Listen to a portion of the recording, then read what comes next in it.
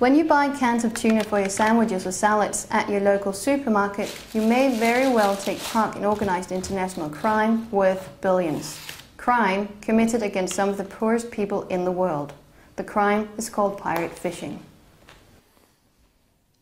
The Southeast African nation of Mozambique is one of the least developed countries in all of Africa. This is also characteristic for the country's fishing industry, which consists mainly of small boats driven by hand or wind power and only a few motorized boats. In spite of this, fishing is the foundation of many of the coastal communities. 500,000 Mozambicans are economically dependent on fishing, while the country's 22 million inhabitants are dependent on fish as one of the most important sources of protein for nutrition. But the catches are in decline, like here in the Tofu region. As the sun rises, the fishermen prepare their simple fishing tool and head for the shore. They are forced to row the rudimentary boats further and further away from the coast in an effort to catch enough to feed their families and sustain their livelihood. With small engines of only 10 to 15 horsepower, they would be able to reach areas further from the shore where there are more fish. But they cannot afford this, as they already struggle to put food on the table. E antes conseguíamos termos peixe para a alimentação e para pagar e consumir a família. Mas por então, por a carência de peixe, não obter nada. Mesmo para a alimentação, mesmo para o pagamento das licenças, mesmo para consumos da casa, não temos nada. Só estamos a frequentar porque é o nosso trabalho que a gente costumamos deduzir muito. The local fishermen are not able to reach the valuable tuna that lives far from shore on the deep sea, but others are. Vessels like these practice illegal, unreported or unregulated pirate fishing. They come in night in secrecy, stealing fish, disregarding quotas and national regulations. Hanneluk Winter is working to stop pirate fishing and enhance the sustainability of fishing at Greenpeace Denmark. Pirate fishing is that if you go to an area that you don't have a license to fish in and you fish there anyway, then it's pirate fishing. Pirate fishing can also be if you catch more than your quota is, for instance. African coastal states are particularly vulnerable to pirate fishing as they cover large areas of sea, but only have few means to control and monitor fishing activities. European citizens co-finance this systematic robbery of resources. It's really hard to actually measure exactly how much illegal fishing that the European Union is supporting. The thing is that the European Union makes deals with different countries in Africa that we allow parts of our fleet to go to Africa to fish. And it is actually part of this fleet that has partly a legal quota, but that also catches fish that they're not allowed to catch based on these agreements. And how much that is a little hard to say, but it is definitely contributing to the illegal fishing.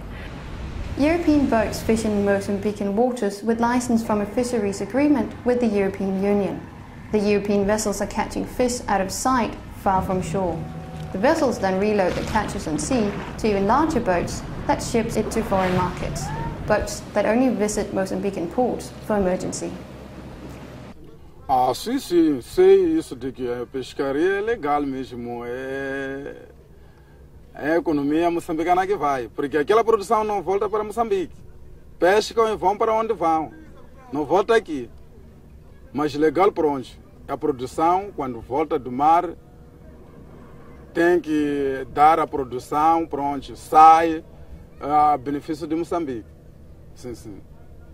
According to the agreement, the foreign boats have to report their catches themselves, a mechanism that enables them to underreport their catches, which the Ministry of Fishery claim that European vessels have done to a very large degree in the period from 2004 to 2007. The outcome of this system is vast losses of income for the state.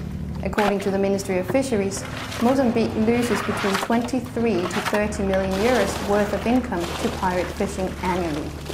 Money that could have been spent on developing the country's own deficient fishing sector. pirate fishing in developing countries can be a really big problem because fishing is really important for a lot of coastal communities, and fish is also one of the biggest sources of protein for developing countries. And if you come from, for instance, Europe, and you steal and you basically steal a resource, then it is really hard for the country to develop, and it's really hard for the country to get employment, and it's really hard to get the protein that is so necessary for the people and that lives there. The EU imported pirate fish for €1 billion in 2009, fish that ended up on the shelves of European supermarkets. And another big problem is also that it's not only the European Union that is kind of part of this problem, because you also actually see a growing tendency of individual companies making deals with individual, for example, African countries to go to their waters to fish, and these deals are even worse than the ones that the European Union makes. Today, it is virtually impossible for the consumer to know the legality of fish products on the shelves.